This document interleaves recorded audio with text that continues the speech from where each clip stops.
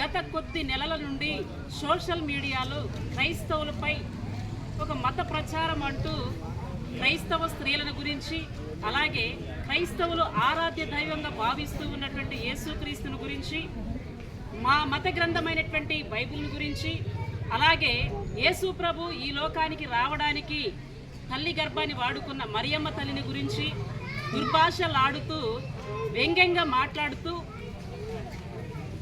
వారికి ఇష్టం వచ్చిన రీతిలో ఒక స్త్రీలు వినకూడని రీతిలో మాట్లాడుతూ ఎలాగో అనంటే క్రైస్తవ స్త్రీలు సంఘానికి వెళ్ళి పాపం చేస్తూ ఉన్నారు, సంఘాలలో డ్రగ్స్ సేవిస్తూ ఉన్నారు, సంఘాలలో కండోమ్స్ అమ్ముకోమని మా మనోభావాలు దెబ్బతినేటట్లుగా ఈరోజు సోషల్ మీడియాలో రాధా మనోహర్ దాసు, అలాగే లలిత కుమారు, అలాగే కరుణాకర్ సుగుణ, అలాగే అమర ప్రసాద్ అని మరొక బైబిల్ దేవుడు నా కాళ్ళు పట్టుకుని క్షమాపణ చెప్పాలి, క్రైస్తవుల భార్యను అన్యులకు అప్పగిస్తానని చెప్పాడు. చాలా రోజుల నుండి వేచి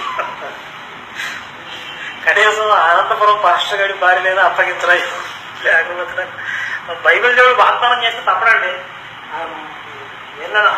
మాట మీద నిలబడి తప్పడు.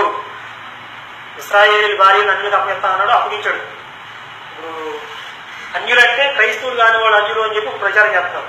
కాబట్టి ఇప్పుడు వీళ్ళు ఎవరైనా తప్పు చేసినా కూడా అన్యులకు అప్పగిస్తాడు వాళ్ళ భార్యను కూడా.